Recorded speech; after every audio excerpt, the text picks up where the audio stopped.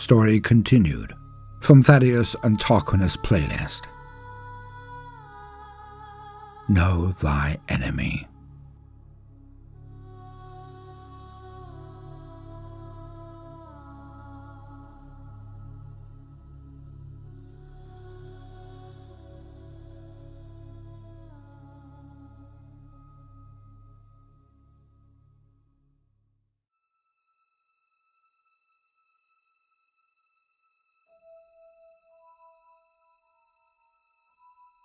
"12 hours before the event.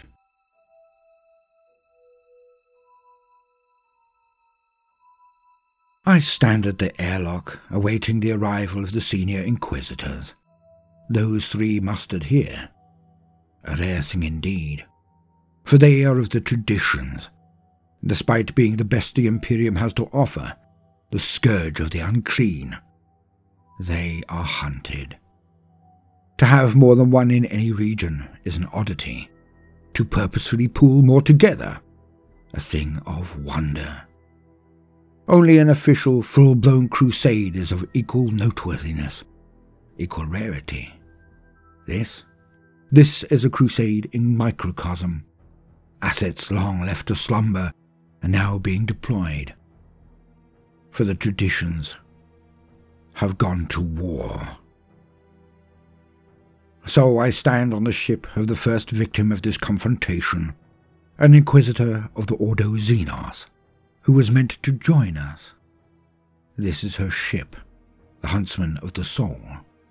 It has been cleared now, but not without duress, not without resistance. Not a serious bid to stop us, perhaps, or some might see it as overkill, but their targets were too potent. Their targets being us, of course. The stench of burning promethium is still billowing around the ship whenever a bulkhead is opened. I had the blotch of sentient goo burnt, put out of its misery. And for good measure, the kin warriors have been thorough indeed.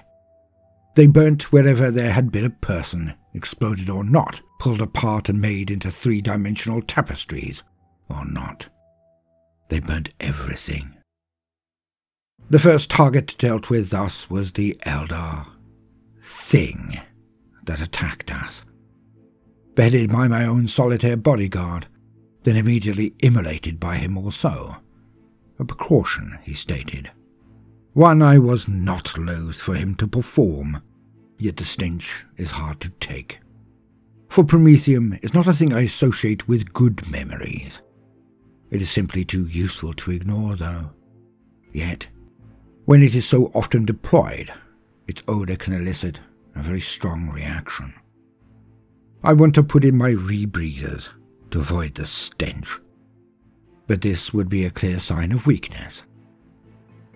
If it were just our little family here, I would.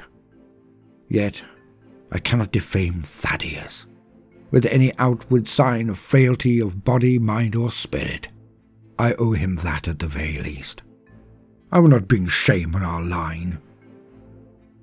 They arrive by shuttle, the three of them in the one conveyance, each with one bodyguard. Barbon stands next to Thaddeus, of course. Vermilia has her strapping red armoured marine of the Blood Spears behind her. Diminutive Sowlet has his sister of battle hovering over him like a crow, as usual. She is a foot taller, dwarfing Sowlet. Perhaps that was a poor choice of words, as two actual dwarfs are also in attendance. One a war leader of the kin, named Anhrad. The other, who does not ever lower his sheened mirrored helmet. Secretive and stubborn, perhaps not the best choice of allies. Yet, when is Thaddeus wrong? He always knows the right tool to apply to the right balls to get compliance, and he chose to bring these kin. They are handy in a scrap, that is for certain. Yet, they are not immortal nor invulnerable. Two of them lay in state on their boarding brick, Hieronymus next to them, his shield and sword crossed over his chest, the dead kin ceremonially covered with the banner of their expedition.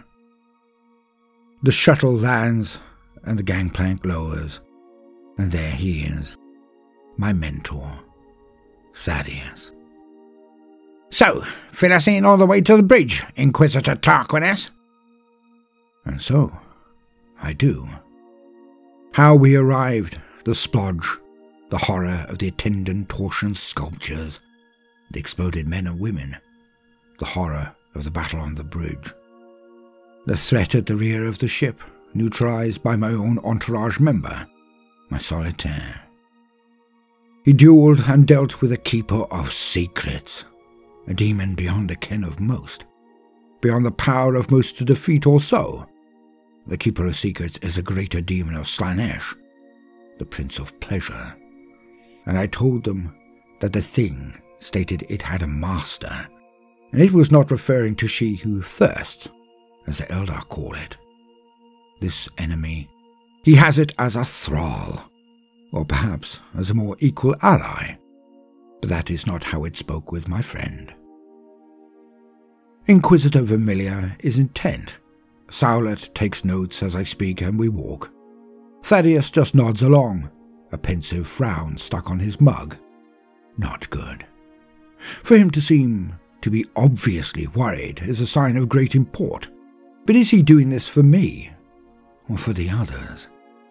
His eyebrows raise theatrically. His Tutsuck delays in my choosing the correct words, displays an irritability that simply isn't in his character.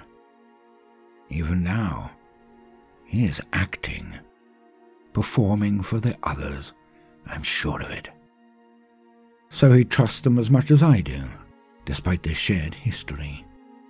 He pretends there is some level of annoyance between he and me, a divide that could be used.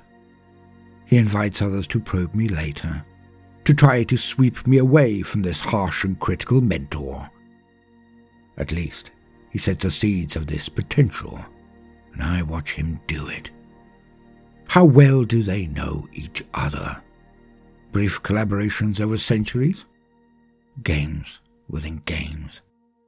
This is with our allies. We get to the bridge. They see what is left of the Ordo Xenos Inquisitor, Pantara, and Sowlet takes off his glove, closes his eyes, and gently places his bare fingers where she was. He opens himself to the warp, draws in a tiny slither of power only, and then goes about his trance. His eyes open, but they are pupilless, white and gleaming with tiny flecks of light. He speaks as if from a distance, or in a dream. She held out for so long. What he did to her. Questions. He asked her again and again about us. How many? What names? What do we know? He was angry. Even when she eventually broke, even when she screamed her ignorance, he did not believe her, or did not want to. He was vile. His fingers retract, and he closes his eyes. Sowlet pours out a splash of water from an exquisite miniature flask and washes his hands. Blessed, one would presume. He stands and looks at all of us as he speaks. She did not know anything more than our 3 names. She held out longer than I would have done even. Well, had I not a cortical kill switch for such occasions? He has a bomb in his head. Sowlet does not mess about.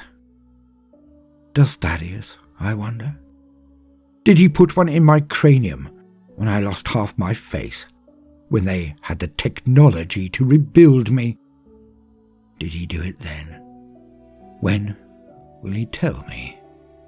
Will he ever do so? Or am I just shaken to near insanity by the horror of the last few hours? I trust this line of thought with iron will. What if Thaddeus has? It would actually be reassuring to know it is possible that if I should turn, then Thaddeus can terminate me. I end the deconstruction. I listen on. Familiar says little, just looks down her nose at Sowlet. Sheer accident because of their variance in height, I hope. Thaddeus sighs deeply and starts up. Well, thank the Emperor for small mercies. I can confirm I did not inform her of anything more than that. It is a blessing that she did not have the time to work out more. Sowlet pipes in. But it means he knows. He knows how many of us there are, where we are, who we are, and why we come. Not so much as all that, my friend, for he does not know that we are only one prong of this crusade. This is true.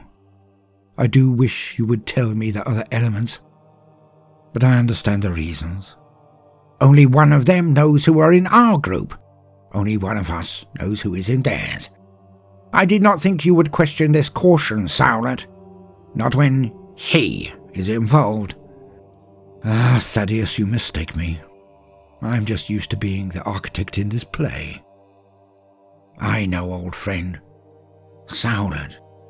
Nobody can ever say you were not the most diligent, indefatigable, nor important in all of this. Without your constant tireless efforts, we would not know where he may be. We would not even have a trail to follow. Without you, we would have no way to end the matter. You do have that, which we discussed. The small man now seems to raise up, and slowly turns to Thaddeus. A face so devoid of expression, it can only mask unfathomable rage. I have nothing left, Thaddeus. Nothing. For centuries, I have spent my line's hoard, my line's hard-won treasures. I traded, bribed, and brought with it. I gave up things that my forebears had died for. I have sacrificed more than any here. I have nothing left to trade with. Nothing. My holds are now empty. But for that one thing. Yes. Finally, after all of this time, I have not only located one, but I have claimed it. We now have the method by which we can end him. Vermilia now stares down at Sowlet, eyebrows raised in appreciation. She nods down at him. He ignores her, still glaring at Thaddeus.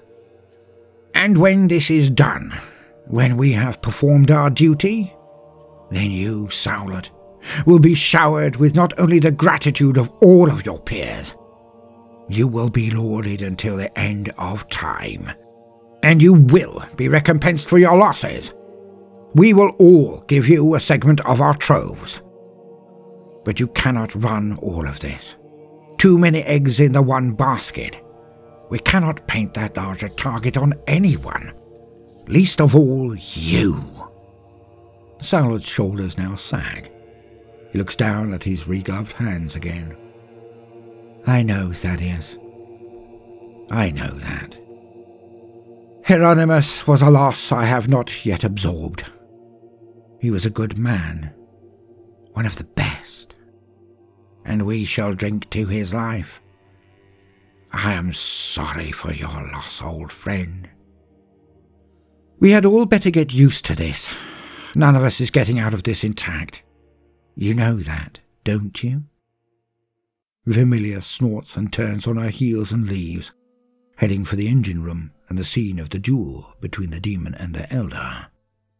Rather rude, or just hard. Vermilia must know that our losses will be catastrophic from what they are all saying. Yet she does not wish to dwell on it. Does she care at all? Or does she care so much that she cannot face the facts? She is an inquisitor of the traditions, so it cannot be the latter. Hard, then. A warrior born, Thaddeus said of her once. Now I see it.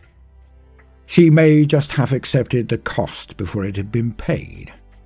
It is the ante for merely being involved. for one does not hunt monsters without gaining their attention and their hate. Over the shoulder of Saolet, I see the kin glance at each other. Anhrad simply shrugs to his friend, then they return to watch on. The unhelmed Anhrad barks, "Sightseeing done, then? I don't know how this changes anything. We're hunting the bastard. He knows we are coming. Good. Let him shake in his boots at the thought of when we catch up to him."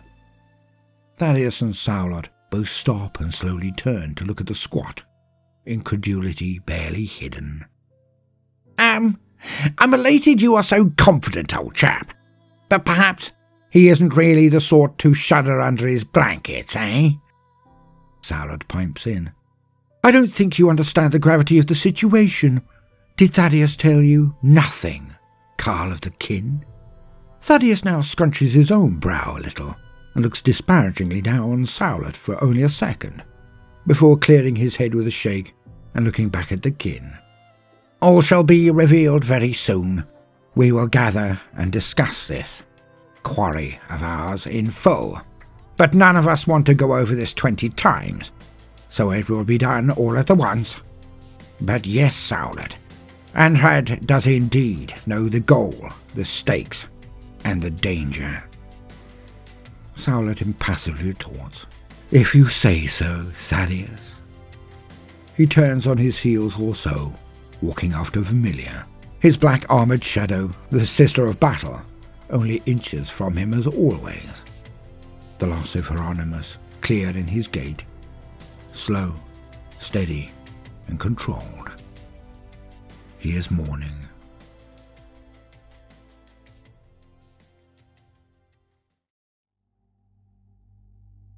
Later, when the other Inquisitors have returned to their own vessels, the Eldar Farseer comes aboard. Tan Irenaid, the hot fire, High Farseer of Craftworld Anoon, seems to float aboard, his steps so languid and careful, almost as if he is trying to minimize his contact with the very deck of the ship. He sniffs and looks at me, points that helm at me. Blank and baleful, his headgear is his mask as much as his protection. He is not the leader of his community. He is not the joyful Eldar soul when he wears this. He is wrath. He is war. He is a personification of Eldar power, and his mask shows nothing, as always, of his inner spirit. Many beings have died on this ship, and not just recently. Not merely in this attack that slew the Inquisitor. He looks around himself again, but he is obviously not looking at the bulkheads, but at the psychic residue that remains from the past. I will never mourn the loss of this Inquisitor of the Ordo Xenos. If you had any wit, you would not either, Thaddeus. Many are the hard decisions that an Inquisitor must take. None of my kind have clean hands. You know that. Not like this, Thaddeus. I have met others of your order, Malleus. This is different. She must have enjoyed her work. That is all I will say. He then walks, striding with purpose, but no less grace. The boy, how fares he? Perhaps a little shaken, but then he met an ancient denizen of Kor Mara. He'd have to be an idiot to go utterly unfazed from that. Indeed. I wish to check on my pupil. Well, he's in engineering at present, chatting with his ally. I shall meet you on the bridge then, when I have confirmed he is hale. He bows and then wanders off. I walk onto the bridge and look again at what I have done. Because it was I who asked this Inquisitor to join us. I thought she would bring a different set of skills to the mix. Ordo Xenos could have come in handy, I thought. But even they, the other Inquisitors, are not as wary as we of the traditions. He found her. He ordered his minions to board her ship. Needless to say, there was little she could have done against a concerted effort from the Soulless. That's our bag, you see. So, the greater demon crept through the warp and brought a homunculus with it. Boarded the ship. Then they slew their way to the bridge. Went back to play when they had neutralized the Inquisitor. Then they interrogated her, as only the Dark Ones can. The hated dark half of the Eldar soul. I might not be Ordo Xenos, but even I know that there are many forms of Eldar, as there are of humans. I whisper a silent prayer to the Emperor for her immortal soul, and Tan Irenaid glides towards me. He exudes calm, so he is ruffled. And the Eldar fluidly but swiftly takes off his helm, placing it in the crook of his arm. Something subtle has been done to your ward. I cannot say what, but it is a concern.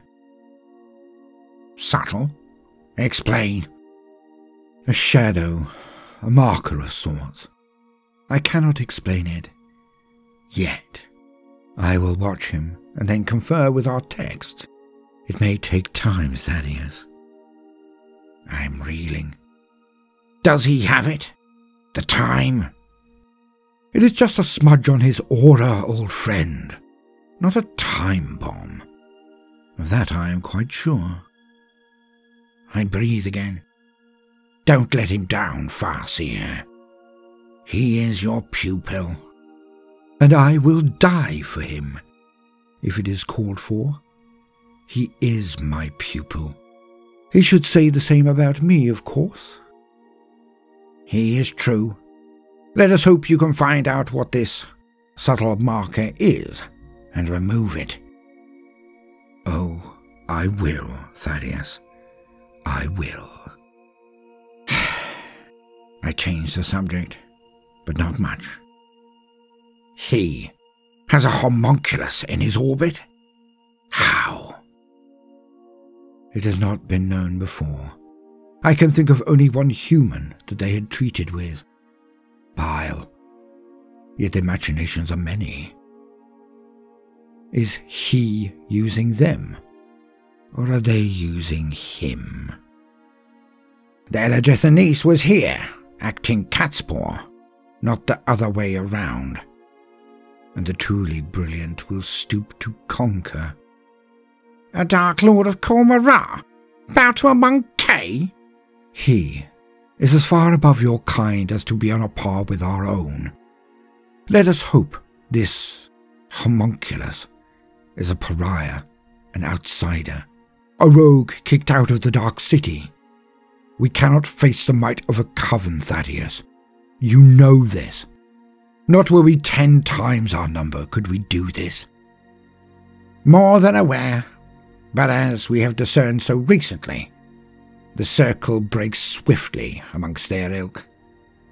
The only good thing about right bastards? None follow them out of anything but opportunity or fear. We will break down his alliances.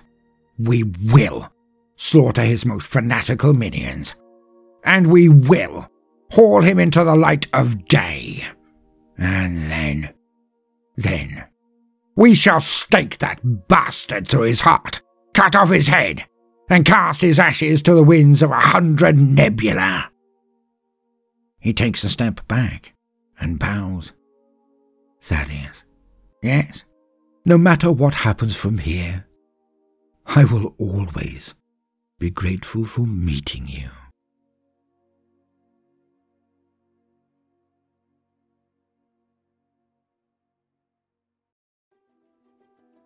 "8 hours before the event. Vermilia has Barobiel behind her. I have Barbon behind me as we walk the decks of her ship. The banter is practically non-existent. A shame. Crew offer tight salutes as she processes past them. Disciplined, orderly. Vermilia is workmanlike, but woefully ill-equipped for dealing with equals. At least cognizant of her dictatorial lexicon, she keeps her points economical and without contention. She states matters that could elicit no real comment. It is very much like walking next to an engineer who has never had to speak with anyone, as she lists off her own resources. An impressive vessel indeed.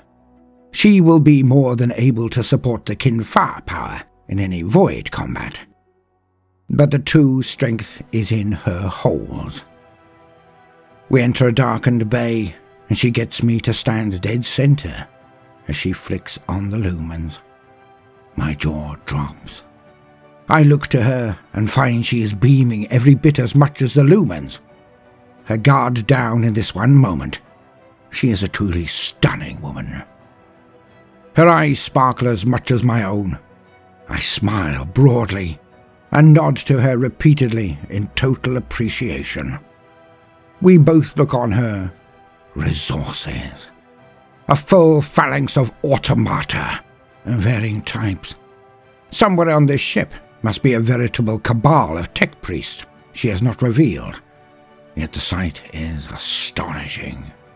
Entire cohorts of Castellax, Thalax, and even a few she calls Thanatars. Whoppers they are. I dramatically put both of my hands out and then clap heartily as I state, no soul to tempt, no mind to possess, no promise, bribe, or coercion can affect them. This, Vermilia, is utter genius. Vermilia nods back and then thaws, taking my arm in hers. We now stroll around these battle automata as she explains their weaponry and capabilities. If she unleashed all of this at once, she could take over a small city. And right now, I am mighty glad that she is on our side. Then she takes me to find the others.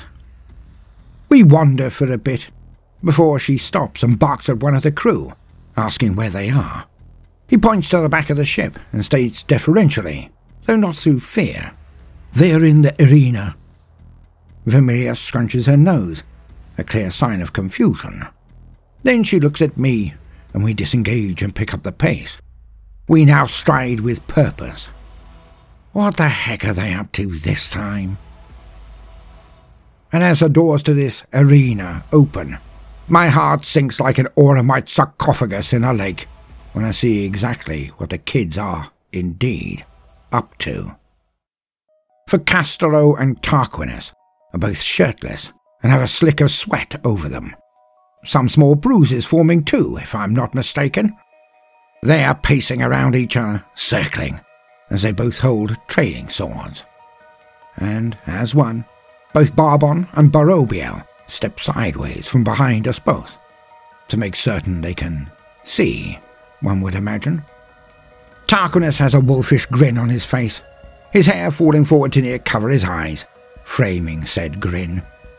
Castelo is stern and seems stolid. He whips his head forward, then rolls to the side.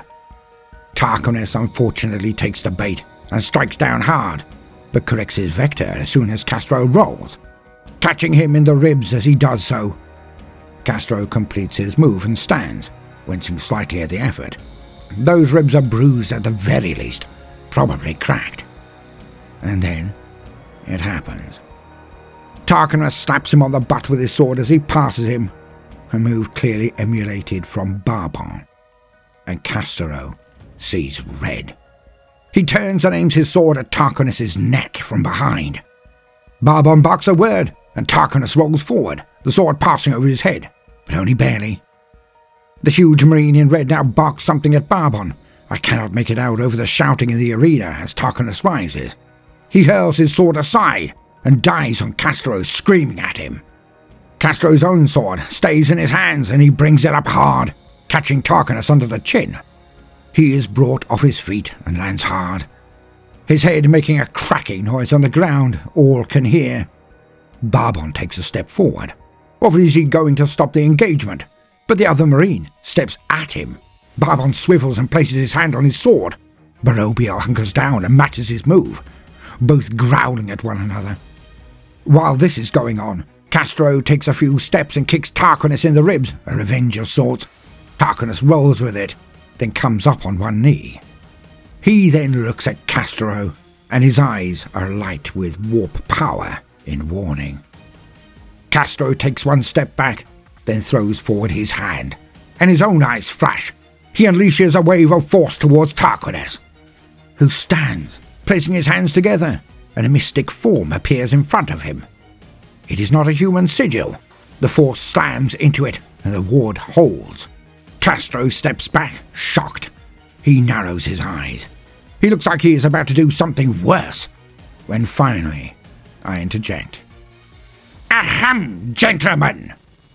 As fun as all of this is, perhaps we should save our energies for the enemy, eh? Inquisitor Tarquinius, Barbon, you will come with me. I turn to look at Vermilia. She nods. I nod back, but it is curt. She has trained Castro. He reflects on her. So this is how Vermilia runs things, is it? Survival of the fittest. Disappointing. Perhaps she is not the scion of her line she purports to be. What was all that about? He's a prick, I say. Or at least he's being trained to be one. I wanted to take him down a notch or two. A prick? I know you would never react so on your own behalf. I've never seen you rise to taunting, unless it is in the defense of others. So I'll take it that this was about one of us. Or was it me? This is important, Tarquinius. I gulp. I look him deep in the eye. It was about one of your entourage. Ah, he made a licentious comment about Ursula, then? He's only human. It's not what he said. It was the way he said it. But he did worse. Did he now? I suck in breath and pout out. He derided us all. By deriding me? I look away. Gotcha. Why is this so important, Thaddeus? Because the boy takes his marching orders and his perspective from his master. Which means that Vermilia either has a mighty high opinion of herself, or that she merely has a mighty low opinion about us, or me. And that could lead to real issues later. We must watch them. Because of a slight, I retort. Because evil cares nothing for others, Tarquinius. You know this. A lack of empathy or respect for one's peers. It is the footstep to betrayal. Oh, joy. Quite. As I said, we shall have to watch them.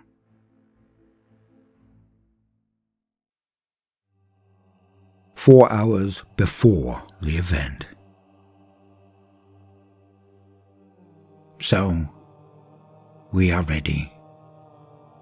It has been so long, centuries in the making, potentially seconds in the breaking. How can it work? We face a being from old Earth, an ancient of horror. How can it not work? So many of us are gathered to this one course, this one aim. The traditions have held the line for 99 generations. And now, we field so many of us that remain in the one venture, the one crusade. And deep down, I know I must say goodbye to them. Possibly all of them. And I must do it now. Not when they are gone, but now, while they still breathe. For this will be my last campaign.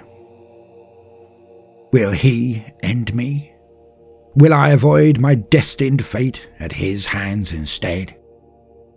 But no matter what happens, whether it be him or my long-standing doom. This will be my last campaign, my last hunt. Ursula and the squad have prepared a veritable banquet. I have secured the kind of amasec and other liquors that are once-in-a-lifetime experiences. They deserve it, all of them, and more. We will drink and make merry. We will bond. Then Sowlet and I will unleash the stakes, the purpose, the chances of us getting out alive. I shall enjoy the first stint. I shall burn this moment onto my memory. We shall drink and take our oaths like heroes of old. Yet, of course, without the lack of blemish on our souls. For none of us are pure, not we inquisitors. I hate this time, this present era, what I am forced to do to protect a rotting administration, a tyranny beyond description. Few know the depths of horror that we commit upon one another every single day, and that is with no urging or influence from the dark gods. Yet I defend this indefensible realm, for otherwise there is no hope. If humans remain alive, there is always a chance we can return to our brighter future. Yet to do that, we must endure. I pray to my Emperor. I ask him to forgive me my trespasses, what I have done to his children, often in his name. I know he is not the progenitor of our race, yet he is my God. For without him, there is no hope for humanity, no hope for the universe. And to defend that hope, I will give my life and those of all I am about to break bread and drink with. Survival. This thing is a cancer, a sickness that must be removed from the body of our race. And we shall act. Now, after so long, we shall finally hunt him down. And for that alone, if he wipes out my entourage, my family, my very line.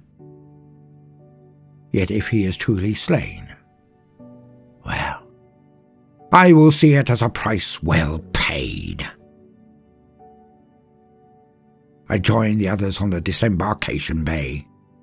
I help them all pack up the food, load it into the drop craft. I watch them all intently. Barbara and Louis are racing each other to show how much they can move, and fastest. Barbara is indulging them, both Louis and the Catachans. He need not compete with any. He is old now.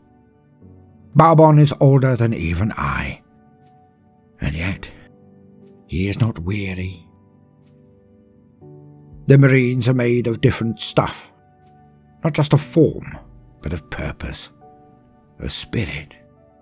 Time does not erode them as it does us, and yet he plays with them, performs for them, because they need it, and he knows it, as well as I. For 200 years have we discussed this particular path. In his own way, he is doing as I am, preparing to lose them. I learnt it from him, you see. He has a preternatural way of knowing somehow. Perhaps feeling is a better way of putting it. He has never known it in the forefront of his mind. But when I look back, how he went with the twins to their hive and met their friends, how he took Sharp out to a feral world hunt, how we drank with Somash that night, despite how it would never affect his post-human physiology. Always weeks or even days before they departed this world. He somehow knows, deep down inside. Perhaps a vestige of the light that once possessed him. The light of the Emperor himself. Barbon was once a weapon of his divine light, and this faculty, may be his reward. He does not know it, would never be able to see it. Thankfully, he does not single anyone out. He does not act uncharacteristically warmly towards Ursula. Thank the throne. Of all of them but the boy, I cannot face her leaving us. She was so small when we met, yet so brave. With all the world hating her, she did not become a mirror as so many do. She refused to hate back. And she grew into someone I am so proud of, every day, in every way. And I watch Barbon. If I were selfish, I would make this one request.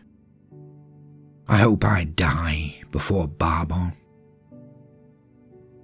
I had always been a bit odd, you see, and even on my crag, children are cruel to those who are different. Then my master, 98, took me on, but did not take to me. His entourage reflected this. So in all of the universe, Barbon was the first person to ever treat me with respect. He, an Astartes, a vessel of the Emperor's own wrath. He was my first friend. The first of many, so many lost, so many gone now. I feel the weight of my years now, enhanced by the memory and mind forged by Thaddeus 98. I cannot forget. I recall them all, every last one, as if they were here before me. Their images, their voices, even their scents fill my mind. So many. A raucous cheer comes from the Catachans, breaking my reverie. I will add these moments to that eternal memory. I watch my colleagues again. Barbon has won, of course. Louis sticks his tongue out as he then falls about laughing, showing that he has moved only a quarter of the amount of Barbon, persuading all that he only did it to get the Marine to do the hard work. He laughs and points. And Barbon, he laughs as well. Watching him, I know it's going to be bad. I will be leading these wonderful, rare, intelligent, skilled, and unique people onto a pathway to hell. Barbon comes over and sits next to me for a short while. He is the only one I can talk with this way. And so I unburden my heart on him. Old friend, I cannot but collapse in on myself. My old fears. All this work, possibly for nothing, to risk my entire reputation on the one event. For everyone will only remember how I die. Not what I achieved, not what I strove against or for. They will mark me, remember me, or they will throw me into the footnotes of history, never to be learnt from, followed. If I mess this up, my entire life is for nothing, or so many will feel. He looks at me sternly, as always, ready to put the proverbial boot into my posterior. No, Thaddeus.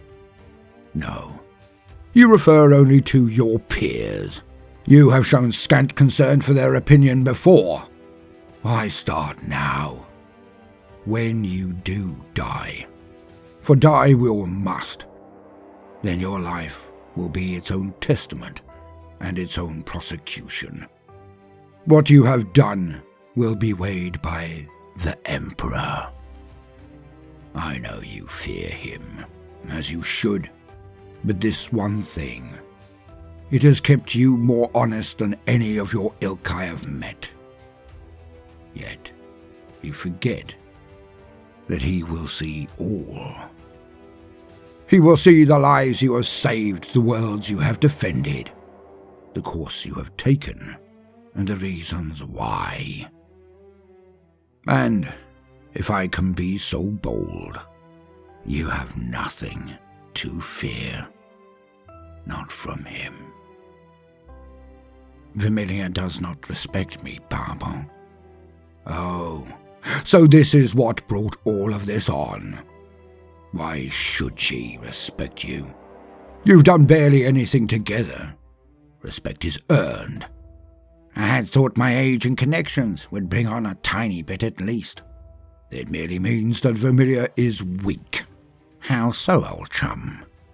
Because she takes the perspective of her late mentor, her predecessor.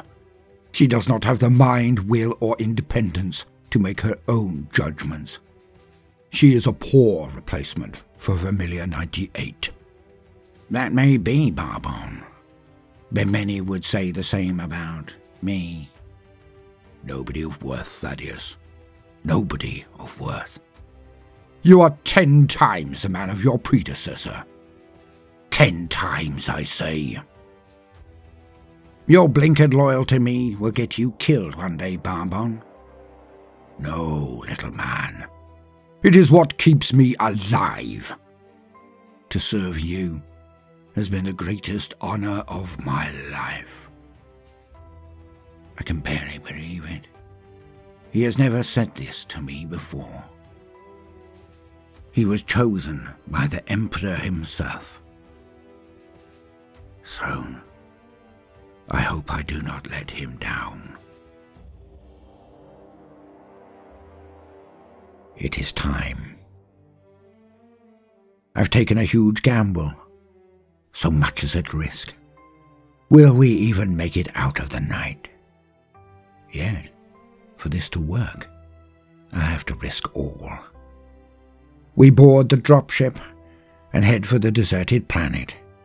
We shall speak under the stars this night, and let fortune favor the bold.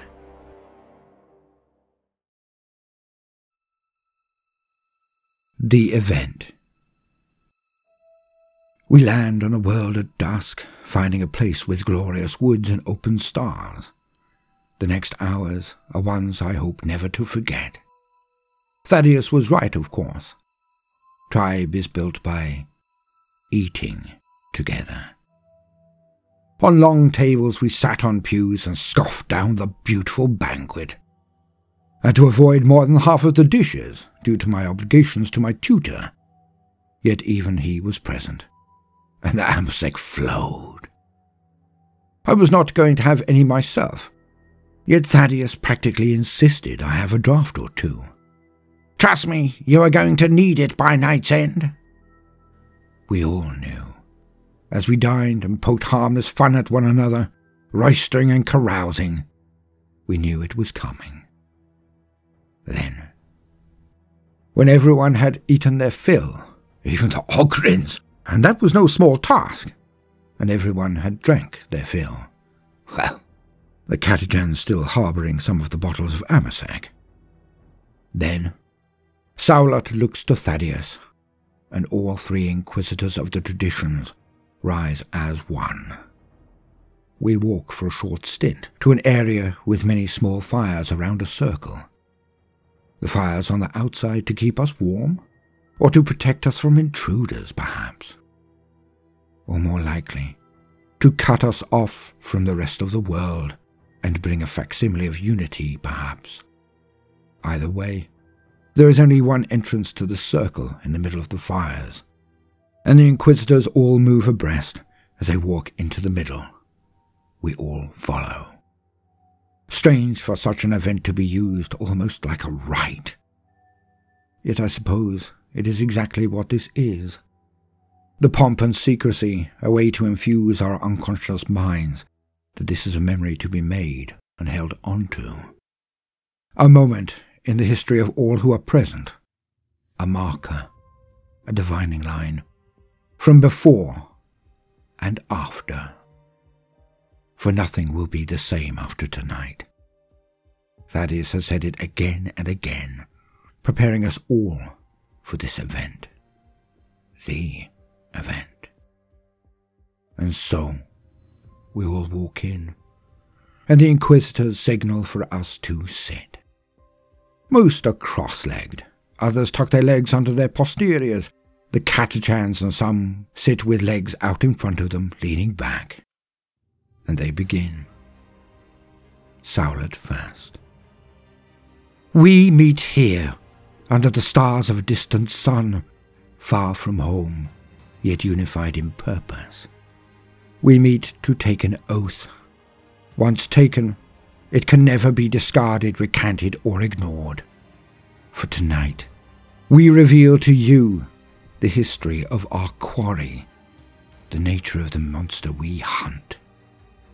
Many will be the things we tell you this night, few of which will not challenge your very conception of reality, the very basis of your own faith, if you have it.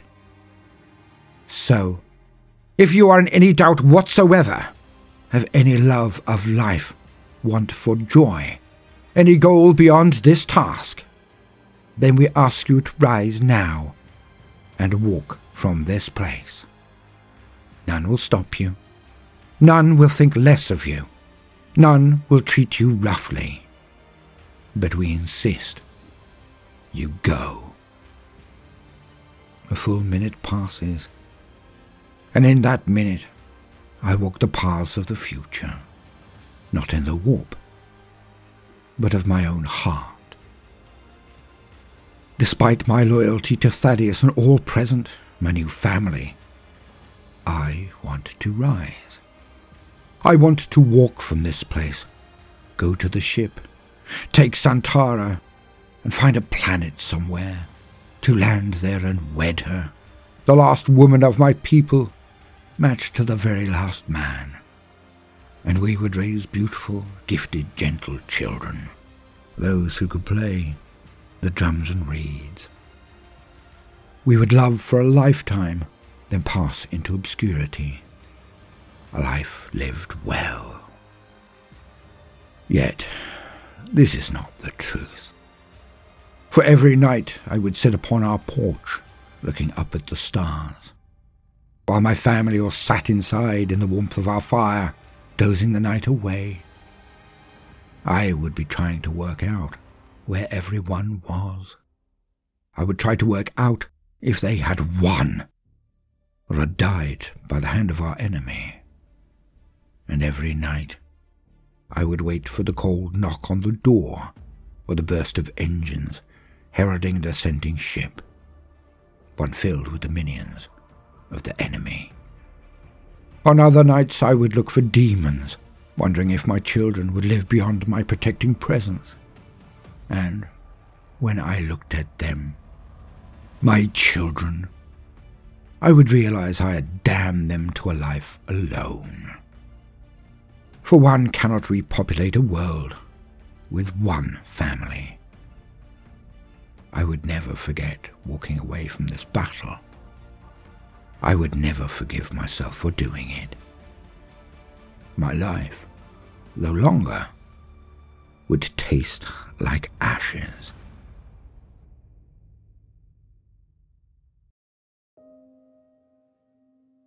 I wipe away this false dream. Nothing can come of it. I will learn from the Eldar. I will wipe the foul memories from her mind. Then I will set her free. And she can have that life lived well. I have nowhere else I can go. I have nothing else I can do.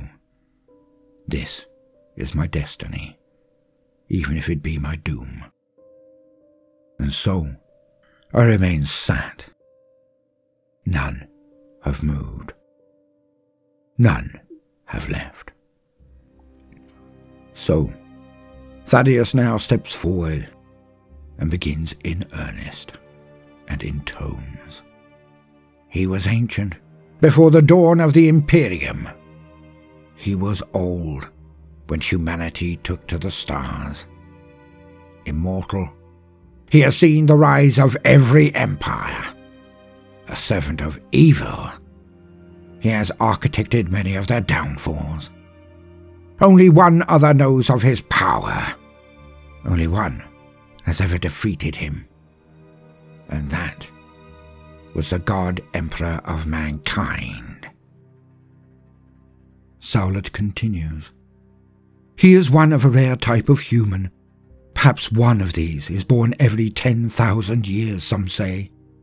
We cannot be certain of anything, but they are different to the rest of us. Mutants, yet of a defined and ancient lineage. And they are immortals. They can be slain time and again, yet will always regenerate, will always return. They are called perpetuals, and some of them are truly ancient. And one of these beings is the Emperor of mankind. What we know of this one, our enemy, is scant indeed. Forever has he been cautious, but through the ages we have hunted him, and my forebears have uncovered many a morsel about his past. This is the culmination of thousands of years of hints and clues collected, the work of near 300 years of dedicated investigation by me and my aides. He, the enemy, has slain many of our own number, ended entire lines of the traditions, slain countless other inquisitors.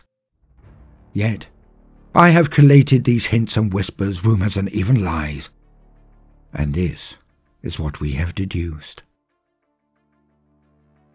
He is ancient indeed. He was born before the current era, before even the first millennium, and he was an ally of the God Emperor himself once. Then he betrayed the Lord of Humanity. The Emperor has taken many guises in the past, has walked amongst humanity many times, always trying to guide us, to help us, to show us the way. And it is in one such era that he created a golden realm, a place of honour, courage, knowledge, wisdom and truth. He surrounded himself with warriors of skill and conviction. From his castle and realm, he intended to be an icon, a symbol of what could be, what humans could be.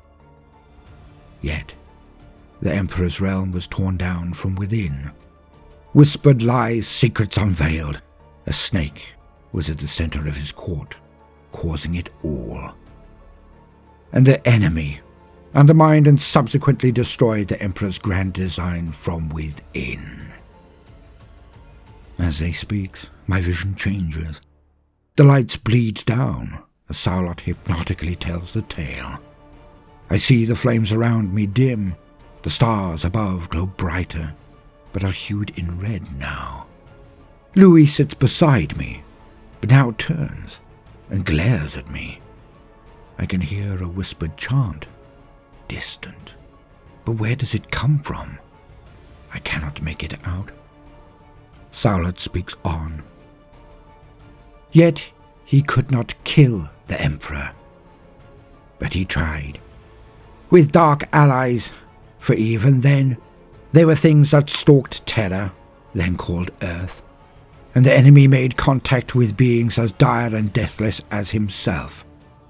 Thinking himself mighty, he took to the open field against the master of mankind, at a battle called Camlan.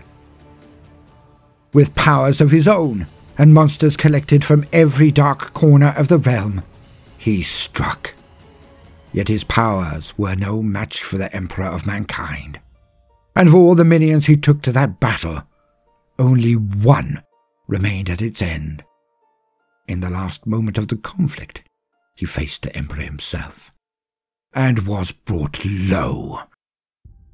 But before the last strike could be given by the Emperor to destroy this horror's immortal soul? The last of his monstrous adherents intervened and ran off with his dead body. Grievously wounded, the Emperor could not give chase.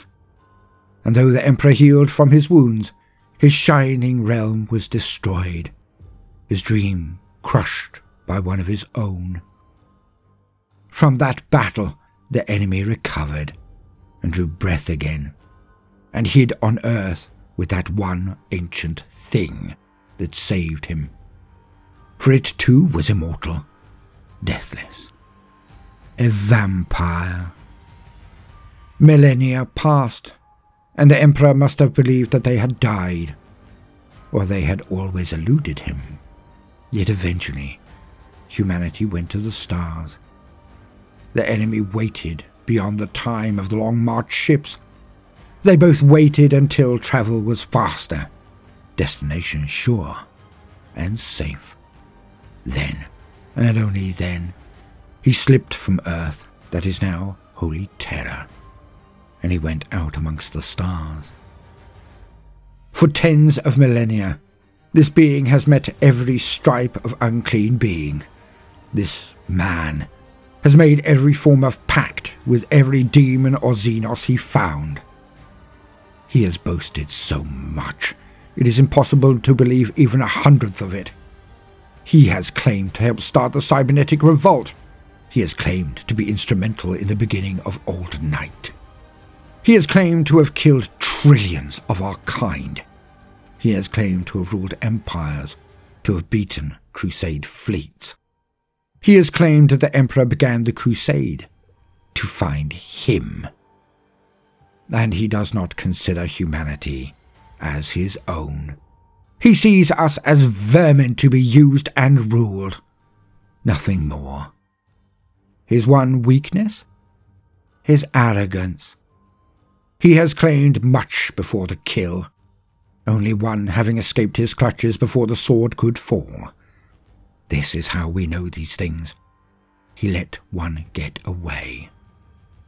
They did not last long thereafter, but long enough to record what they had witnessed, what he had claimed.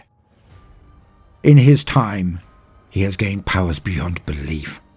As I said, there is not one foul entity he has not fraternized with. And we know he has been building his own forces.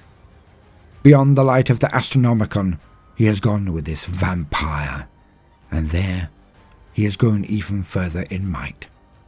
And we now know he has a homunculus and a keeper of secrets in his comet.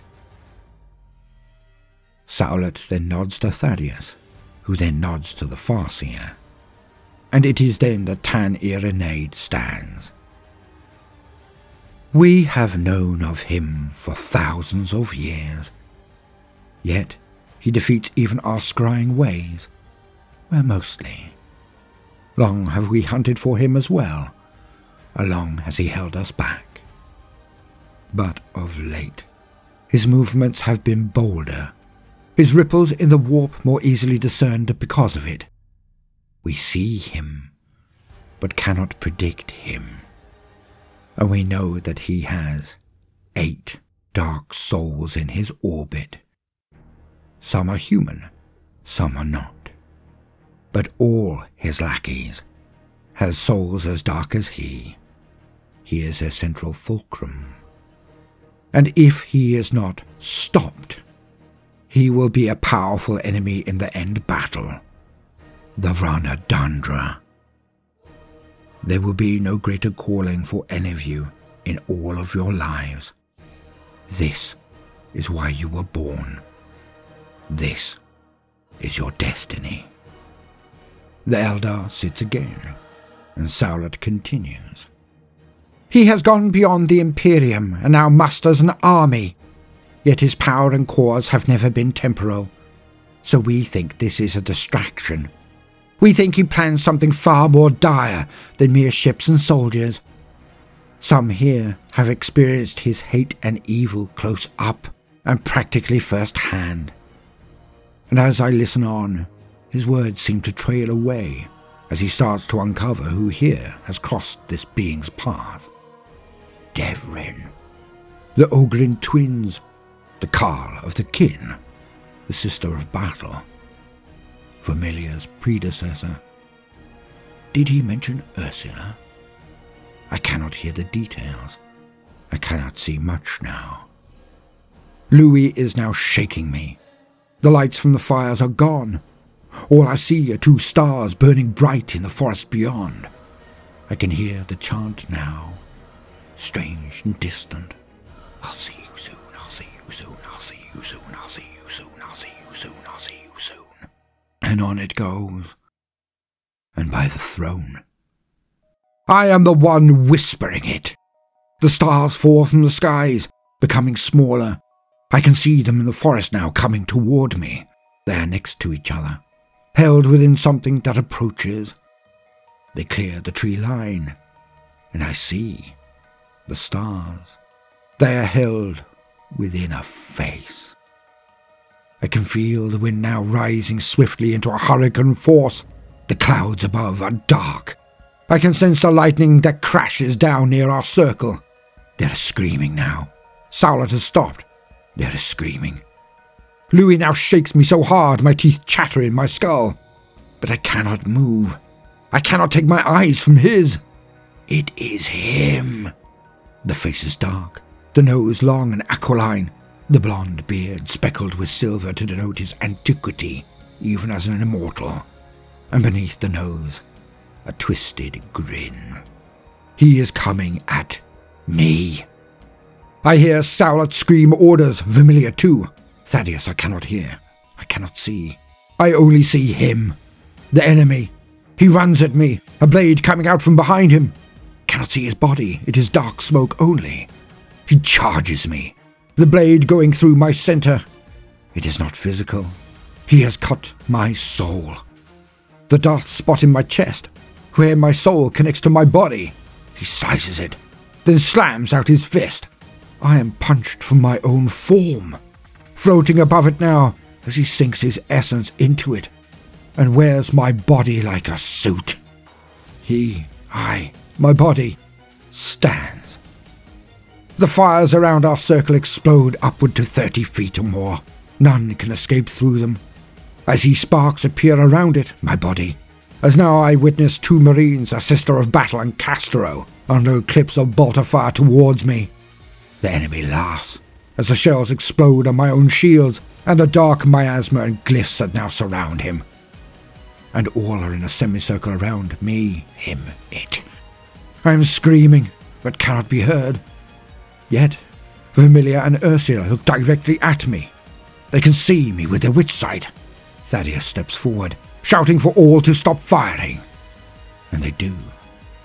The wind whips round, the fires burn. But within the circle, silence reigns, as he opens my mouth, and a terrible voice comes out. Ah, tenacious little Saolet of the traditions. You gather your troops around you, but I ask myself, why? You know you cannot cage me. You know you cannot kill me. Your God cannot help you, cannot protect you, for he is no God. I've slain so many of you before. Why add yourself to the pyre? This is your last warning. I know thy faces. I know thy names, one and all. Come to me as a supplicant, or come not at all, for otherwise I will destroy each of you in turn, and in detail. He tilts his head down and glares at them all, smirking insanely, and is not even concerned when the lights now appear around him. He nonchalantly twists his head to find the Farseer, but does nothing to stop what happens next. Runes that must have taken time to create must have been done while he gave his little speech, now unveil themselves around him. The Farseer steps towards the enemy, now chanting his own battle cant, a song of true power. The words strike the enemy and keep it busy as the glyphs now burn brighter. Yet, not all are fully formed. I see some being created, as I am naught but soul. I can see my tutor's warp weaving as it is made. The enemy waves a hand and pulls many apart. The Eldar is not fast enough alone. So I add my own mind to his endeavour, opening myself to his wisdom. I act on instinct, and not as an architect. I help build the runes with a heart of fire, the Eldar Farseer, and the runes burn brighter still, and then begin to revolve around my body, around the enemy, around him. He smirks, as he then winks at the Farseer. You little Eldar, you will be first. And then we have him.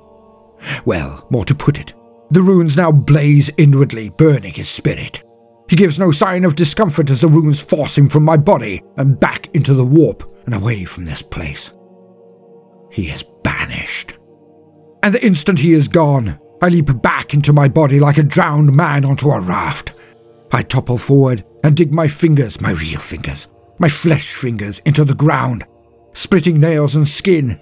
I use the pain to know that this is my body. I claim it. It is mine. The fires are gone, consumed as he left my body. The shouting ended. Darkness. All is silence. All look at me. I raise my head up and look to Thaddeus and then Saulot. In the starlight they can barely make me out, but hopefully they can see in my eyes. I know his name. Saulot raises an eyebrow. Then say it. Prove to me that you are not in league with him. Say his name. I look up at Thaddeus. He is drawn, eyes wide, but he nods in the affirmative. I look at Saulot and spit. Midrort. His name is Midrort. Saulot looks to Thaddeus and Familiar and nods curtly. The boy will need to be purified or euthanized. See to it, Thaddeus, or I will. My mentor looks at me somberly, but nods. I pant, gasping at air. My body now lets me know how revolted it was, how desecrated it felt. And I do what I am now fast becoming known for. I lose my part of the banquet across the ground. Ursula and Louis are now next to me, holding my head out of the pool of puke as I lose consciousness. Yet as I do, I recall something.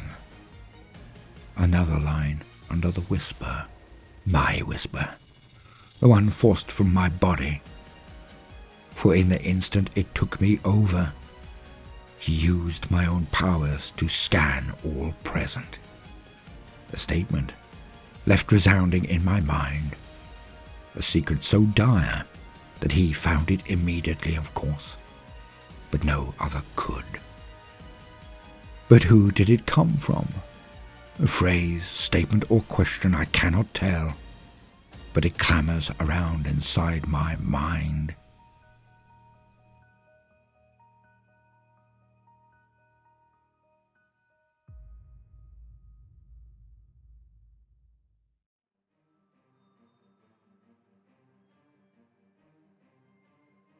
I sit in a large grox-hide chair in Thaddeus's quarters. The room is warm, and the liquor goes down well. Perhaps a tad too smoothly, if I'm honest, and we have been discussing the remains of the ship. Is it even worth repairing? Should we leave it here and send a message to the Ordo Xenos? They may not be overjoyed if we requisition this vessel, but then who would tell them? I feel that part of the conversation has ended as he rises, and I pass him my glass. A delicate thing made of rare materials, could you believe? Thaddeus. He walks to the drinks counter behind me. Yep. There is something I did not wish to divulge in front of the other Inquisitors. Go on. he is pouring more of that deliciously warm amasec. A now refilled glass appears in my vision over my shoulder. I take it without turning. Thaddeus then pours out his own. Thaddeus, who or what is Alpharius? Thaddeus has stopped pouring. Then he responds, practically a whisper. Something is wrong. Why do you ask? I lean back in my chair and go to raise the glass to my lips before going on. A bit dramatic, perhaps. But it is then that I see it in the reflection of the glass and amasec. Thaddeus is standing right behind me, but he has silently pulled out his bolt pistol and is now aiming it at the back of my head. Honesty is my only recourse. If I lie now, I am dead. When he was in the driving seat, so to put it, he used my abilities far more adroitly than I could at present. He scanned everyone. He reached into their minds. He avoided only you and Sowlet. I cannot tell why. But when he did, I heard a whisper, a statement, a hidden secret kept in the heart of one present. And it was this. I am Alpharius. I take another swig, not knowing if it is my last, pausing for only a second to use the reflection to see that the bolt pistol has now disappeared as swiftly and silently as it was drawn. Thaddeus walks back into vision and sits in front of me heavily. His eyes are thinned. He is thinking. What does it mean, Master? It means that we are in a whole world of pain and misery. It means that we have a serious issue. It means that one of our allies is secretly an agent of evil. But is he here to hinder us or help us? I really hope this is one of those events where you actually spill the beans. He sighs, but not for drama. He is about to burden me with knowledge again. And this time, I know it's going to be bad. It is time. You have proven yourself. It's time we spoke of the Horus heresy. It is? Oh yes, it is. Because that name, it comes from those times, 10,000 years ago, or more. It is the name of the Primarch of the 20th Legion of the Legiones Astartes, the traitor lord, Alpharius. It is time I told you what happened then, why, and how it affects everything we do. So, let us begin. And over the next 4 hours, he does exactly that. He unleashes the truth on me. He tells me all about the horror. And I will never be the same for the knowing.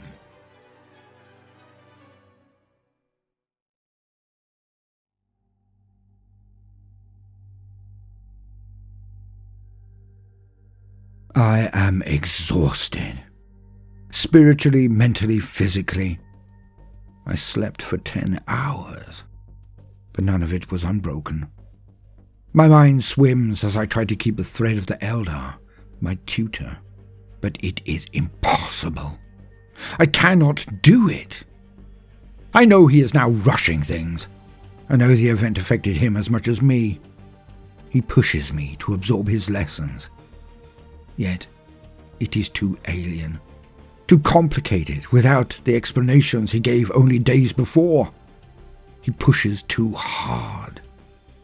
He has just used his hip movement to inflect that the secondary meaning of the third sentence should be linked with the fifth meaning of the glyph particulate we are using.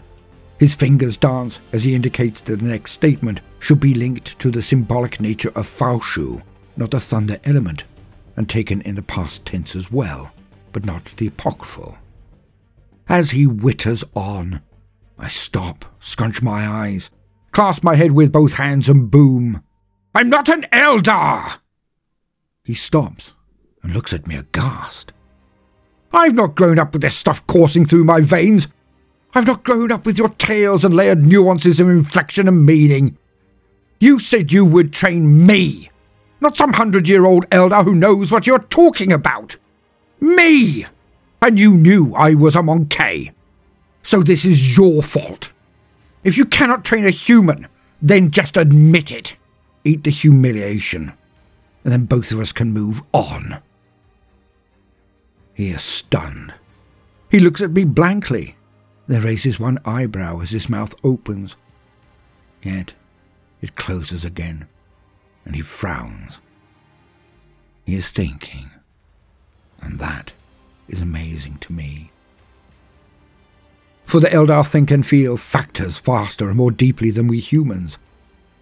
Yet I have stumped him utterly. I throw my hands out wide in exasperation and simply glare at him maniacally. When nothing comes from the Farseer, I shake my head and blatantly strop out of the room. But as the door closes behind me, my shoulders slacken. I trudge, looking at my boots as I do. They take me back to my quarters. I sit on my bed and take off said boots, then fall backwards onto my bunk and seethe. It's not my fault. It's him. It has to be. It has to be. Otherwise I have just thrown away everything. Ooh. Thaddeus is going to kill me, and he'll be within his rights to do so. I think, just this once, I will hide in my quarters today. I simply can't face it all. I'm so tired.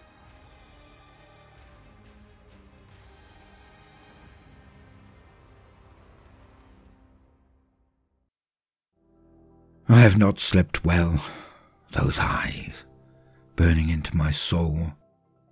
The wind deafening. The shrieking from those around me. Every time I close my eyes. Yet, I am an inquisitor. I order my body to rest. I breathe through one nostril. I clench all of my muscles, then relax them consecutively. I shut down my mind. I do it by will alone. I create the lump of chalk in my mind. I can see every last molecule of it, every shade, light and dark. It is solid in my mind, and as real as any I have picked up and used to write on a board. I use it to draw a circle in my mind. A perfect circle around me. I close my eyes, then open them again slowly. I control the imagery I will experience. Light shines on my face. I can feel the breeze in my hair and my skin. As my eyes focus, I can see the rolling green grasses of my home. Clouds languidly float through the blue skies. I am at peace.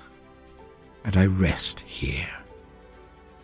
I can hear the distant whispers of my concerns as my mind rebels against my own command. But I am his hammer, and I still my mind. I become the dale, the wind, the clouds. I merely exist. And by so doing, I shut down my mind and slip into a controlled sleep. Later, before I open my eyes, my senses raise alarm. I do not react quickly. I assess. There are two presences in the room. Above me, shading me from the light, is a being. I suspect it is my usual morning caller, although I am slightly perturbed. He was not here yesterday, after our argument. I honestly did not think I would see him again. Yet, there is the second stimulus. A slight weight on my chest. A strange smell. Not unpleasant, but not familiar. The being above me does not move. The thing on my chest repositions itself, lowering its body onto me more fully. Warmth. A vibration comes from the thing on me. A sound, but also a resonance that seems to bathe my entire body somehow. It is relaxing. Very. But so odd. I cannot help myself. I must see. And as I open my eyes, there it is. A thing of predominantly orange fur with white flashes and then blue leonine eyes. 2 ears, long, pointed, equidistantly spaced on the top corners of its head. Obviously some form of quadruped, and rather warm. It yawned, and its tiny mouth had sets of rather fierce-looking teeth. Well, if they were not so adorably dainty. It blinked, but kept eye contact with me, tilting its head to the side slightly, somewhat like a canine, but smaller, fluffier. It moved up my body, and then moved its face closer to my own. I narrowed my eyes slightly, in case it swiped or bit at them. Yet, it just licked my nose, then pooped it with its own, then turned around and walked down my body again, now sitting on my legs. It was mesmerizing. Yet, when I stopped following this new thing with my eyes, I could not but notice my tutor. Stood above me as he always did, head down, so eye contact was unavoidable. After your outburst a few days ago, you do not deserve a gift of such rarity. Yet, you are stupid. So to progress, we must rectify that shortcoming. Because you're stupid, this will make things easier in our sessions. You will bring it to everyone without fail. It will, of course, aid you in your general life, but make no mistake. This is to help me, to help you. It is not a toy, nor a slave, so treat it well. They are loyal, but only to those who are worthy of the affection. Lessons will begin again when you have formed a bond with him. I look down my body at the thing. What is it? The Farseer responds. He is a Gyrinx. To bond with him effectively and swiftly, you must have him present in all but dangerous situations. He is too young to be brought to battle. Not yet. How do I bond with it? Him. The usual. Treat it like a mate you are wooing. What does that even mean? Hush now. When you have built a bond, the Gyrinx will make you see. It will clear your ailing aura. It will quiet your mind. And those are just the least of the boons it will bring. Okay, but how? Play with it, you fool. Oh, don't bother trying to change what I'm about to tell you either. He chose, not me. He told me. Told you what? I refer, of course, to his name. The Farseer now straightens and glides towards the doors. As he goes through them, he whispers over his shoulder. His name is Roboute. He is gone. I stare at the fluffy ginger thing now vibrating while sitting on my knees. If I ever meet anyone from the Ordo Hereticus, I am a dead man. It is an odd thing, small, seemingly delicate, yet it can move fast and can slay smaller things in itself, as if possessed. Rats. Often on ships, nobody really knows why. Somehow, I think Reboute may be a perfect counter to that situation, because I set out on a brief stroll, and had already caught one. The Gyring scoffs the rat instantly, but leaves certain segments on the deck, some form of sack, and of course its skull. I can see that I may well get into trouble for this, with Ursula and Barbon especially. Wait a minute. Where will it defecate? I am concerned, to say the least. Ooh, perhaps I can train it to relieve itself in Devrin's footwear. Or perhaps not. I have no idea what its capabilities are. Is it intelligent? Can it be trained at all? So, I then try to play with it, as described. I try running to see if it will catch up, like a canine. It does not. It just sits and watches me. Ugh.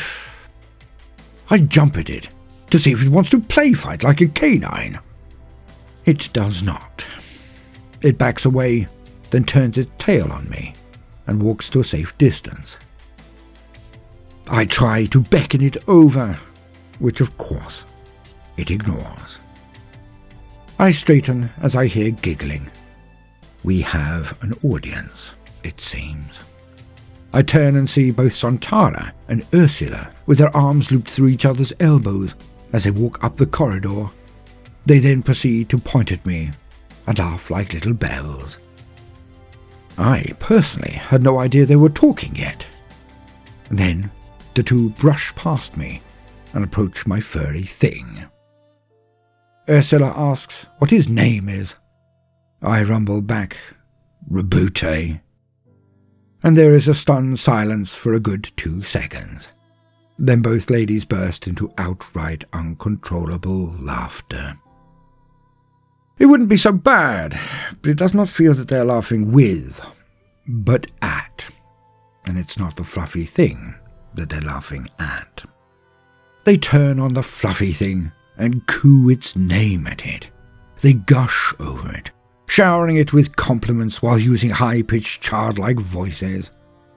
Then they use their hands to make slow stroking patterns across its back, from head to tail. It walks around between them, doing that vibrating thing again, but even louder. And so I watch.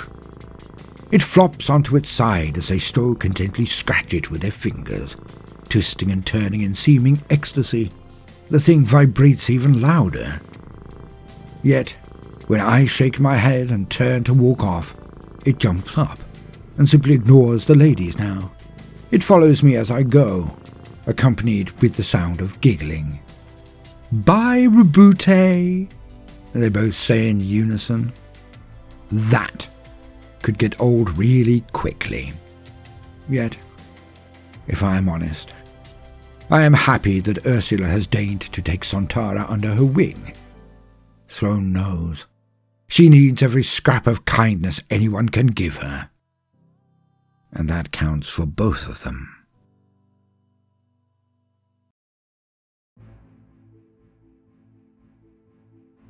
We are short on some supplies, but mostly on information. We now know we have to venture beyond the bounds of the Imperium. We need to be prepared. Hence, we approach a small planet, the last one before we venture beyond, and there we land. Thaddeus and his peers break us into groups, and we are instructed to go out onto the town. By hitting every bar, market, or place of gathering where tongues are loose and guards down, we intend to find out. Looking for ship crews and captains who may have ventured beyond, listening to wives' tales and gossip from all and sundry. The levels of the hive we visit are various, and general levels of threat we consider low.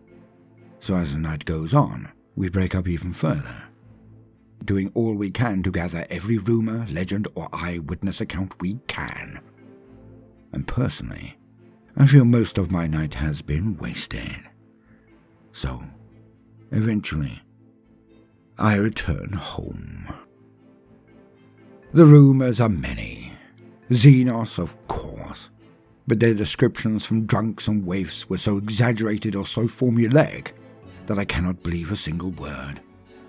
I will report every nugget of information I have gathered, but my guts tell me that these are merely tall tales.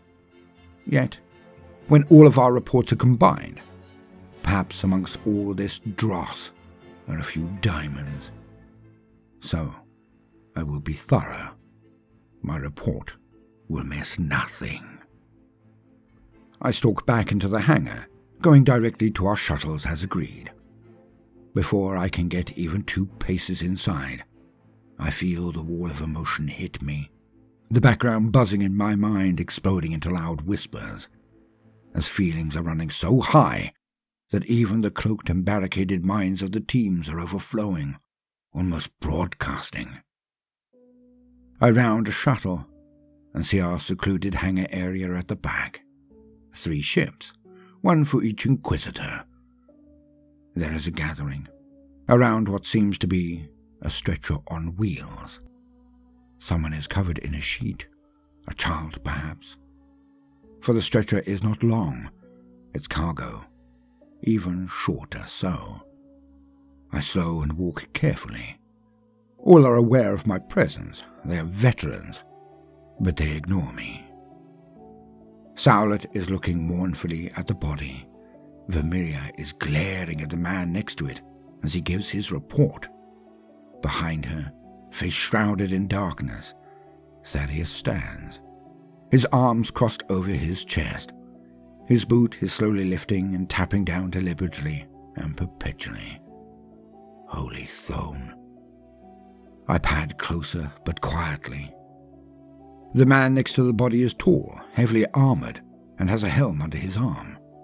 His shoulder pads, his weaponry, a stun baton, chainsword, heavy-set las pistol. He is one of the Arbites, one of the best. He is no less than a judge. He continues. I attempted to save him, judged 4 perps, but they had already inflicted multiple mortal wounds. Vermilia is now looking at the body, not at the judge. Is that the beginning of a tear in her eye? It must be the light, for it is soon gone. Sowlet speaks on her behalf, it seems. Thank you for your efforts, Judge Josephus. We commend you, but we wonder why you would intervene for an abhuman. The judge stiffens. I have been battling these scum for months. Lost all of my team to them. Vermilia now shifts her gaze and looks at him coldly. He returns her gaze and nods as he says, But that is only why I was there. This man was an Imperial citizen. You're damn straight I tried to protect him. When did you discover his station? Chirruped Sowlet. When I attempted to administer medical intervention. It was then that I noted his sigils, and how I tracked you to be here. Who did this? Says Sowlet pointedly. Hive-ganger scum, calling themselves the Lords of Midnight. They've claimed half this hive, and are now expanding to others planetside. I await support from Sector Command. As I said, they took out my team. The local enforcement is paid off, spineless, and pathetic. They will do nothing. The tap, tap, tapping of Thaddeus's boot stops for a moment. A cough comes from the shadows. Sowlet nods. Do you know where they are? The locations are known to me. They have 2 main centers of operation, as they have 2 leaders. Both locations are heavily defended. Sowlet and Vermilia both turn, as Thaddeus finally steps into the light, and his face is harder than I have ever seen it. A bulge pulses on his forehead as he now unfolds his arms and walks to the body and whips off the white sheet. Look! Look at him! he shouts at us all. And we did. It was no child. It was the Ratling from Vermilia's entourage. It was the Cotto. An odd name, but that had been his. We saw his white-grey hair where any was left, because he had obviously been doused in flammable liquid and burnt. Not promethium or anything fast, and not all over him, but they had burnt him while he lived. They had smashed his legs, cut off his feet. They had broken his arms so badly, they looked like power cables. The blood around his mouth could only mean that they had cut out his tongue. And we all knew. This must have taken at least an hour. They had smashed his hands and feet, so he must have hurt some of them. What they did to his face, I will not describe it.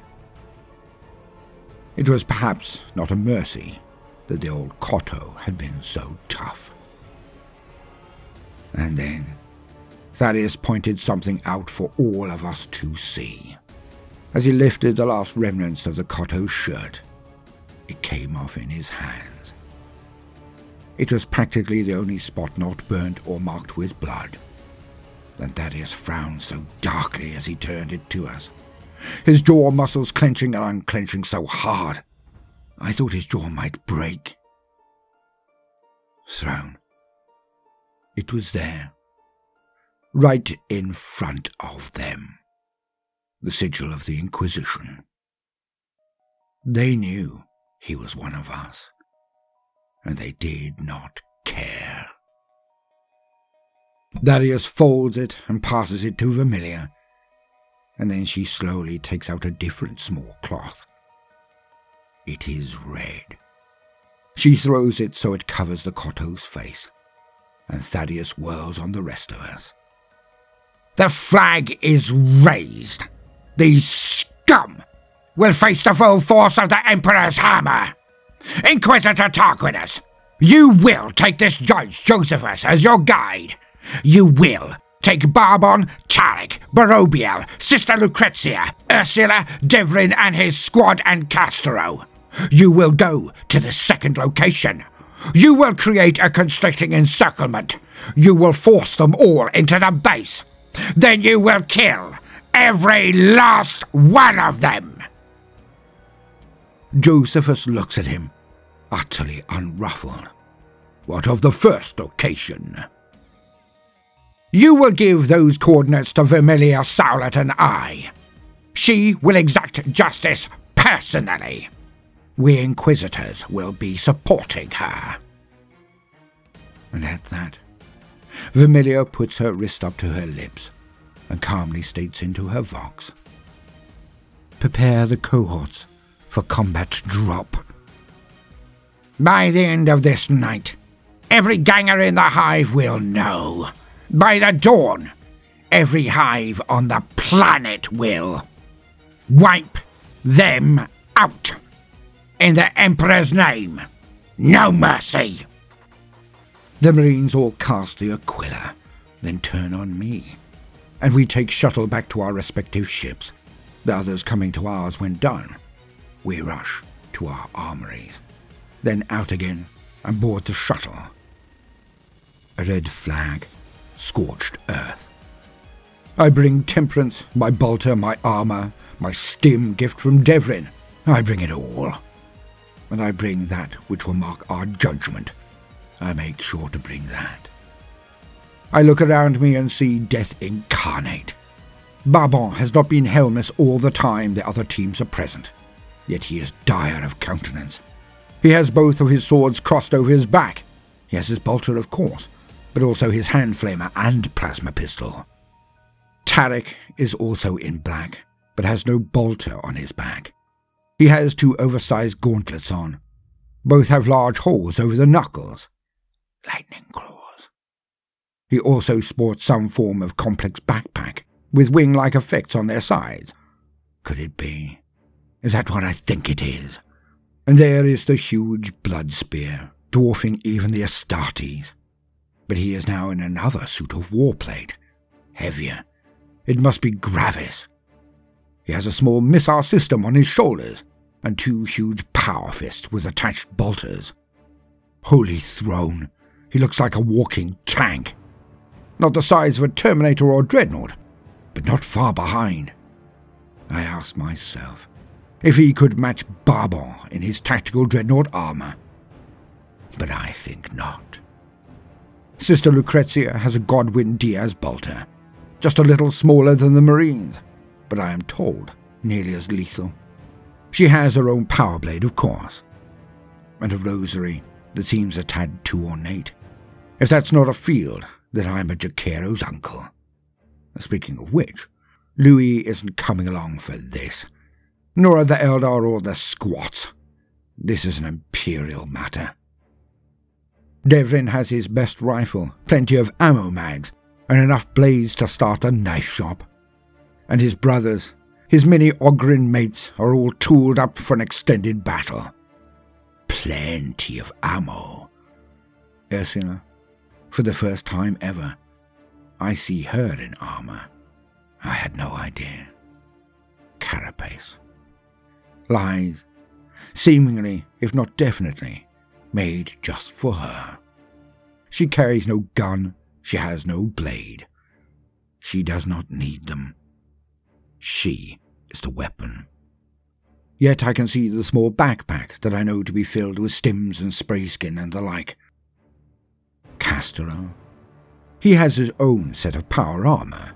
A later mark than mine. It looks shinier, but he moves slower. He has a lasgun, a power sword, but a short, wide-bladed stabbing type, like those often seen on Macragge.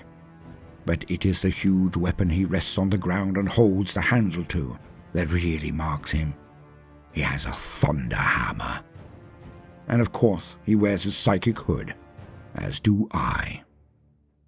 The sister does not bat an eyelid, yet I cannot help but wonder if Barbon's skin crawls with 3 witches around him. But it will make no difference. It is Barbon. He will act as honor dictates. Always. The coordinates and potential enemy numbers are related by Josephus as we head towards the planet.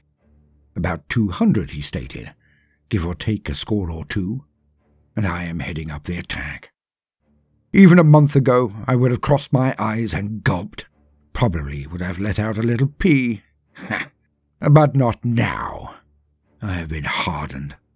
Not enough, but a good amount. I have heard the fall of an Eldar soul. I have been forced to personally put the last of my people to the sword. Compared to that, wiping out gangers will feel like a waste of life, but certainly not of effort. How dare they? And this is not really about the Cotto. This is about the Inquisition. If ganger scum can be allowed to do this even the once unanswered, then we will all be in danger from any street thug who likes the look of our belongings, armor, guns, or swords. They are about to learn the truth in our claim. We are the Emperor's hammer. As we set off, we see the lights of drop pods coming down from Familia's ship, streaking before her shuttle. I almost feel pity for them. The gangers. Almost. Time passes.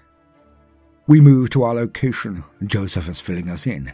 There are really only 4 entrances to this segment of the hive, and our target building has only 2. Well, on the ground.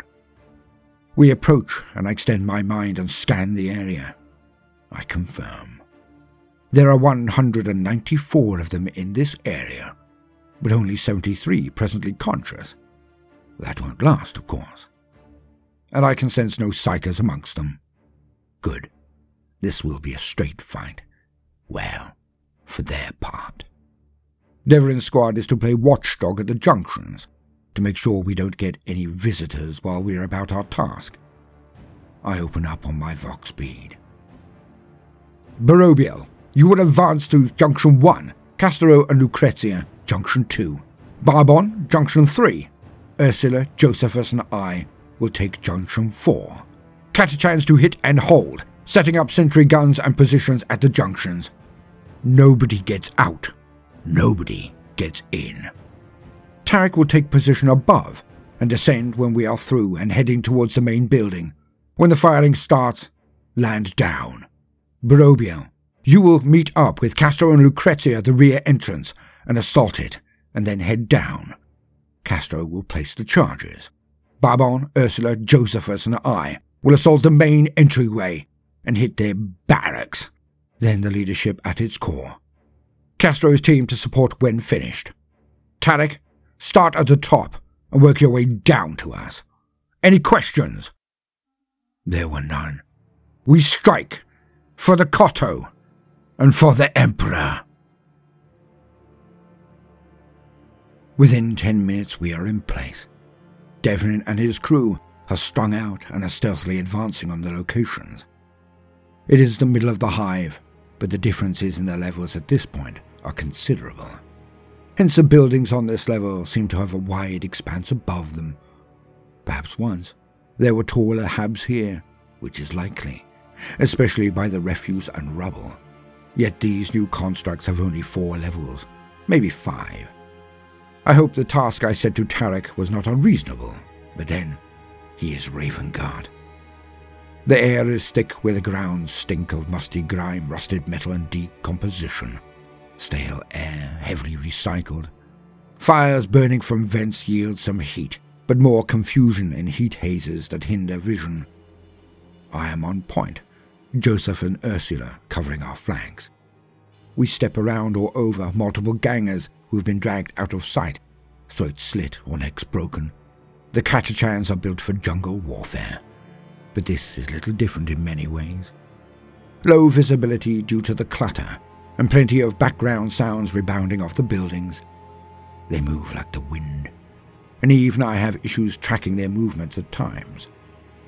We reach the junction, and 3 bodies are stacked inside. There is Devlin. I put down the sentry gun maglock to my back. He sets it up, pointing outwards, then takes up position looking inward, while one of his friends is looking to our rear.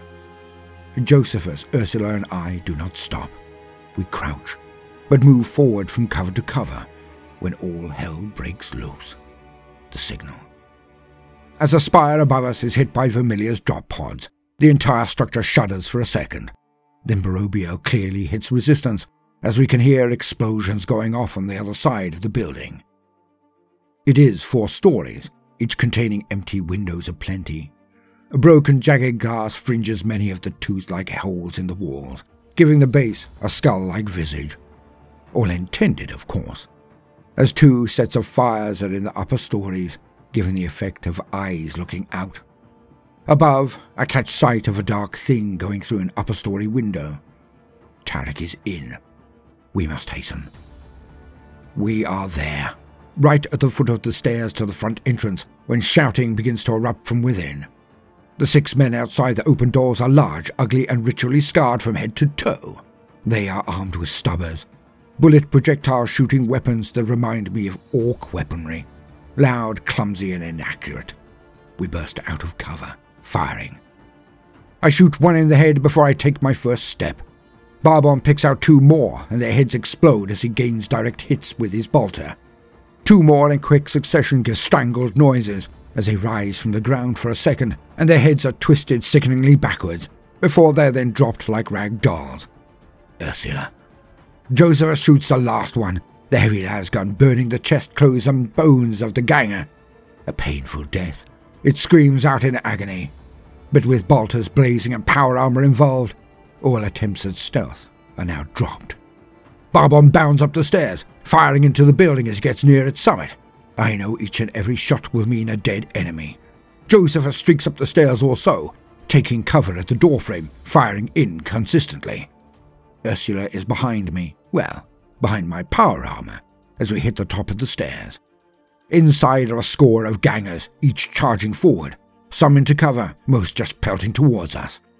Our firepower cuts down a swathe of them, as Ursula now lifts up huge slabs of masonry from the ground and hurls it at any concentrations of them. Josephus then pushes inside with Barbon, and both skirt the main room, going down the sides. Barbon has his chainsword out, Josephus his baton. Both shoot, advance, and then slam their weapons into their enemies. The gangers are being smashed, as neither take a pause for a second.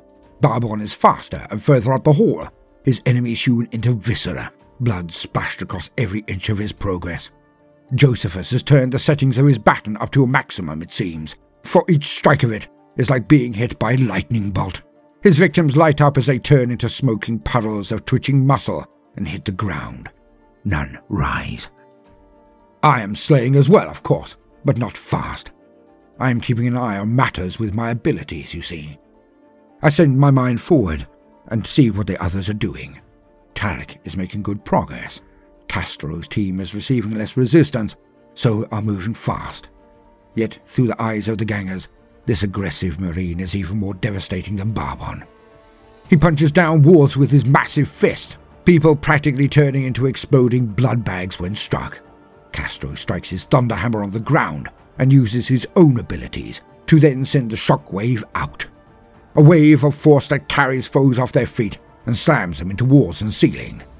Sister Lucrezia is stunningly swift also. Bolters punch anyone rising back off their feet, and she is efficient with any who close with her. A swing of her gun butt cracks limbs and heads. Any who assault her with melee weapons are blocked by a swiftly drawn sword, then beheaded or gutted. And she sheathes her sword after each strike, her bolter back in her hands and dealing out more justice. I mentally hear the waking of 100 minds as the gangers arise from their slumber. It seems that they must have celebrated very hard last night. The attack of the Cotto, obviously. Many of their minds are groggy and disjointed, on come-downs from drink or drugs. They slam into each other as they rise. I nudge here and there. And frays break out amongst them. Fists out first, but they escalate. Fear. It infects them all now. For none can stop our onward march into their base. They are dying, and they are afraid. Just like the Cotto must have been. Revenge. We pass into another room, but cannot see past it. They seem to now be closing doors and barricading them, or at least preparing cover for when we punch through them. Barbon picks up speed and slams into one set, rolling to the side as he always does. Fire rips out over his head.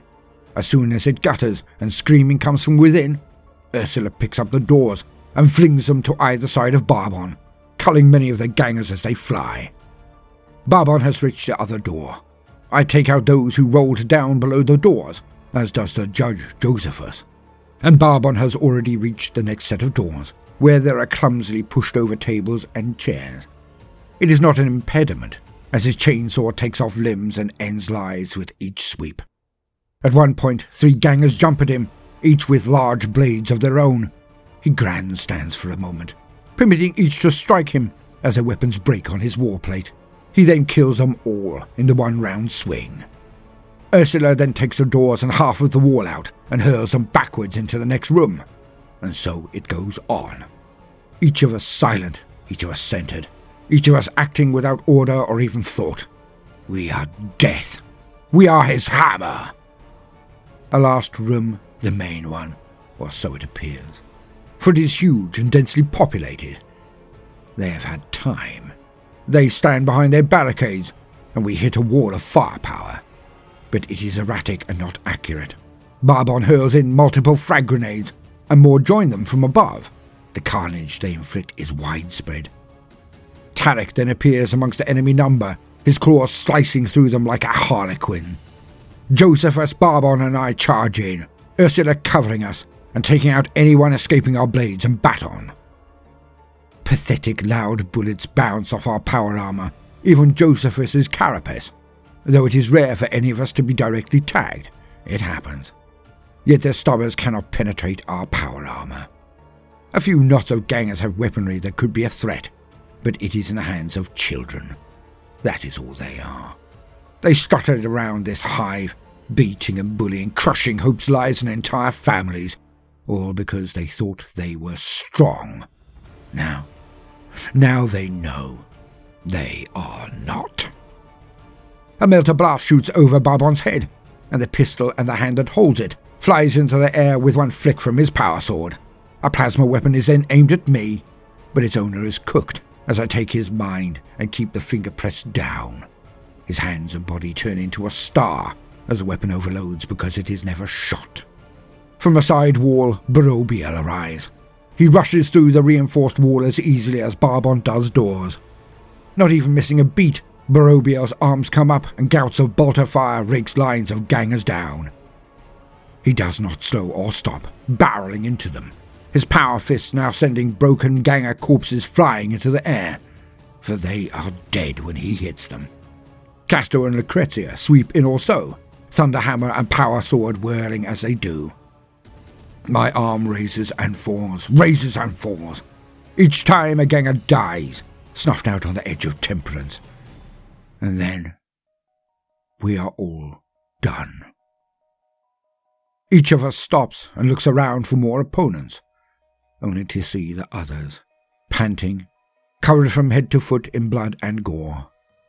A few on the ground moan, but not for long, as Lucrezia and Castro now walk among the fallen.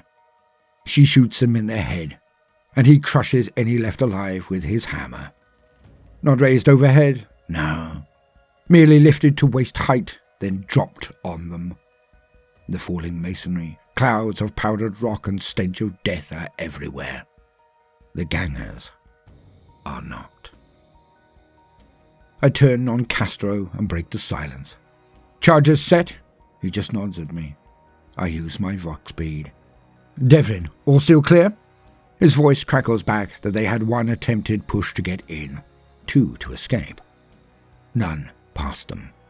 They finished all involved, so none escaped. I look around to them all. The target has been destroyed. We head out now. And so we did. I watched as the explosions ripped through the building's keystones, and it crumbled in on itself. I hurled the token into the center of the debris. The token goes off, and there, well over 80 feet up, nearing the very ceiling of this level, it shines. From that point to the ruins beneath, a massive holographic projection, clearly of Louis' making, and the sigil of the Inquisition burns brightly above the ruin that was once the home of the Lords of Midnight. I reach out with my mind. I commune with Thaddeus. I watch as the lines of automata march back to their landing pods. The other target is utterly destroyed. A burning pit is all that remains where it stood. Vermilia melted the entire thing, and an identical holographic projection floats about the now cooling metal and lava. Yet, I am sure she blooded her automata first. We all return to orbit in our respective ships. We monitor comms, picked and vid feeds across the entire planet, just to make certain the message has sunk in. And it is as Thaddeus stated. None on this world will ever forget this night. None will challenge the Inquisition ever again.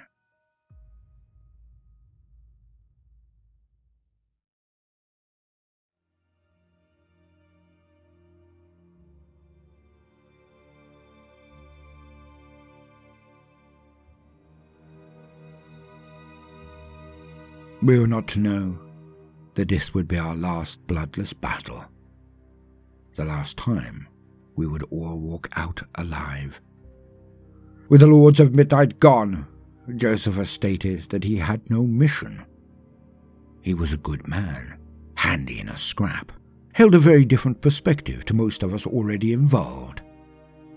I scanned him extensively, got a second opinion surreptitiously from the Farseer, and we confirmed it. He was pure. So, Thaddeus and I discussed our situation, and he is now with me. My second, this judge, he is now in my entourage. So, I take the time to fill him in, and days later, as prepared as we can be, we set off, and headed out into the darkness beyond the light of the Astronomicon. beyond the bounds of the Imperium to begin the hunt.